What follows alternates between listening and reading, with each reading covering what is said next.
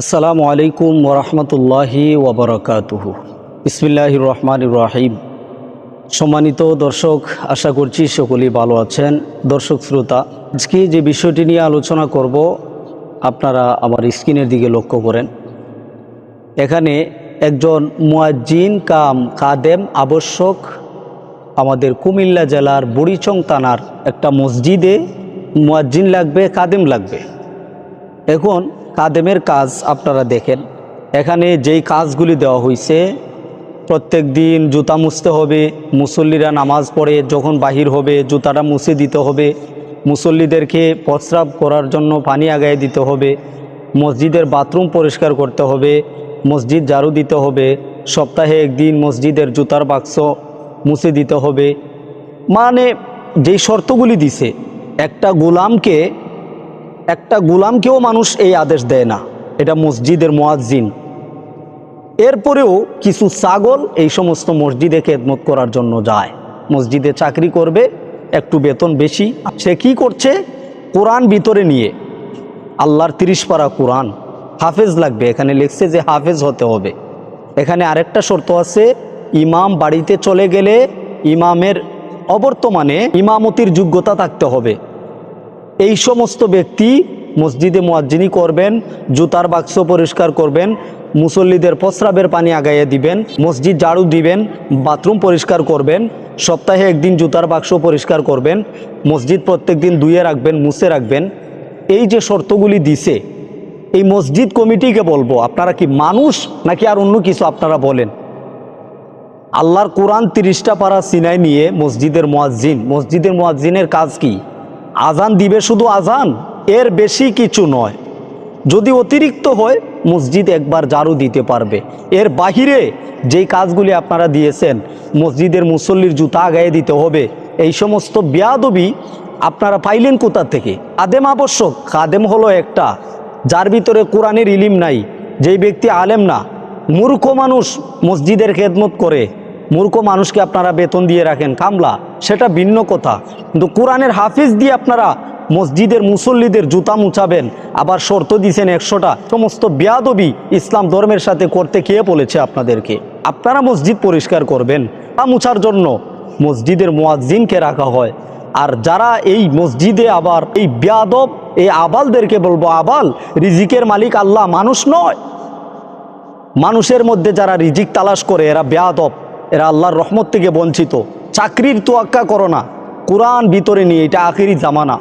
জানো না মসজিদের ইমাম মুয়াজ্জিনের উপরে কি টর্চার করা হয়? মসজিদের ইমামতি আর মসজিদের মুয়াজ্জিনি ছেড়ে দাও, প্রয়োজনে ঠেলাগাড়ি নিয়ে একটা ব্যবসা করো, তারপরে মসজিদের এই সমস্ত মসজিদের ইমামতি আর মুয়াজ্জিনি থেকে হিফাজতে থাকো। আল্লাহর ঘর মসজিদের মুয়াজ্জিনি করতে গেলে যদি যথাসম্ভব সম্মান না পাও, মসজিদের কমিটিকে শিখিয়ে দাও যে কোরআনের হাফেজ কোনোদিন গোলাম হইতে জানে না। কোরআনের হাফেজ কোনো কমিটির গোলাম নয়। মসজিদের খেদমত করি, ভালো কথা, কিন্তু আমার যেই দায়িত্ব, রুলস, এটার বাহিরে একটা কাজ দিলে সেটাও আমি ধরব। কেন দেওয়া হইল? ইমামতি বা মুয়াজ্জিনি করতে গেলে এমন কোনো কথা উল্লেখ নাই যে মসজিদের মুসল্লিদের জুতার বাক্স পরিষ্কার করে দিতে হবে। আপনারা দেখুন, সমস্ত শর্তগুলি আমাদের মসজিদের মুয়াজ্জিন যারা, তাদের উপরে একটা বেইনসাফি, একটা জুলুম। এই জুলুম করে মসজিদের আবার যারা নিয়োগ হয়ে গেল, অবশ্যই একটা না একটা লোক নিয়োগ হয়ে গেছে। যেই লোকটা নিয়োগ হয়েছে ওর কপালে শনি আছে। মনে করছে যে উপজেলা মডেল মসজিদ, তো একটু বড় মসজিদ থাকলে, কাদেম হিসাবে থাকলেও মসজিদের জুতা পরিষ্কার করলেও ভালো, মুসল্লিদের জুতা পরিষ্কার করলেও ভালো, কিন্তু তার ভিতরে যে আল্লাহর কোরআন রয়েছে সেটা সে সম্মান করতে জানে না। ইলিম যার ভিতরে রয়েছে, আল্লাহর কোরআন, নবীর হাদিস যার ভিতরে রয়েছে, সে যদি এই জিনিসটাকে সে সম্মান করতে না পারে, আল্লাহর কোরআন মুখস্থ করার চেষ্টা কেন করেছিল? আল্লাহর কোরআন ভিতরে নিয়ে মানুষের জুতা পরিষ্কার করতে হবে। এর চাইতে আর জঘন্য কাজ কি হইতে পারে বলেন? মসজিদে মুয়াজ্জিনি করব, আজান দিব, এর বাহিরে আমার কোনো ডিউটি নাই। আজান দেওয়া ছাড়া অন্য কোনো কাজ নাই মুয়াজ্জিনের। যেই কাজগুলি লিখেছে সম্পূর্ণ এটা গুলামের কাজ।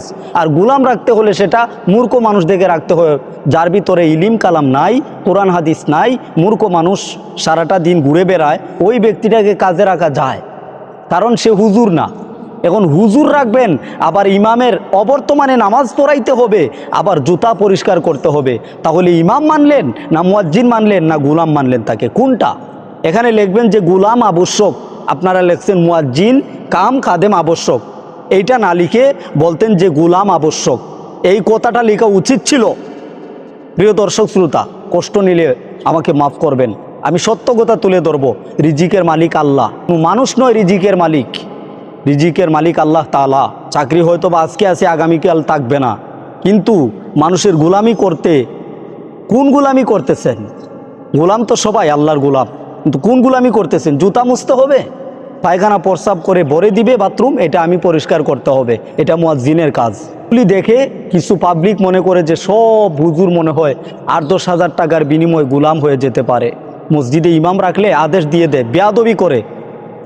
এতই সহজ আলেমদেরকে আদেশ দেওয়া একটা মূর্খ মানুষ হয়ে হলো মসজিদ কমিটির গোলামি করা। দর্শক শ্রোতা, বলবো এই সমস্ত যারা মসজিদ কমিটি আছে, যারা কমিটি নামের কুলাঙ্গার রয়েছে, এই কমিটির গোলামি যারা করতেছে, এগুলি আসলে কোরআনের অবমাননা, হাদিস শরীফের অবমাননা। একজন মুয়াজ্জিন, যিনি মুয়াজ্জিন, ওনার অবমাননা হয়। এই অবমাননা করে ইসলাম ধর্মটাকে এমন পাত্র বানিয়েছে যে ইসলাম ধর্মে যে একজন আলেম ব্যক্তি, আলেমের যে সম্মানটা সেটা যে আছে, ওরা জানেই না, মসজিদ কমিটি জানেই না যে একজন আলেমের যে সম্মান আছে। তাহলে আমরা বর্তমান যুগে কোথায় আছি? ইমাম মুয়াজ্জিন আদৌ কি আমাদের উপরে ইনসাফ আছে? এখানে ইনসাফ নেই, সেখানে কেন আমরা ইমামতি করতে যাব, মুয়াজ্জিনই করতে যাব কেন? আল্লাহ পাক হিফাজত করুক। ভালো থাকবেন প্রিয় দর্শক। আসলে সবসময় একটা কথা মনে রাখবেন, কোরআনের খাদেম, কোরআন যার ভিতরে আছে, সে কখনো মালিক ছাড়া, যিনি মালিক ও মৌলা, তিনার গোলামি ছাড়া অন্য কারো গোলামি করবে না। সেটাই প্রকৃত কোরআনের হাফেজ, প্রকৃত আলেম তাকে বলা হয়। ভালো থাকবেন। আসসালামু আলাইকুম ওয়া রাহমাতুল্লাহি ওয়া বারাকাতুহু।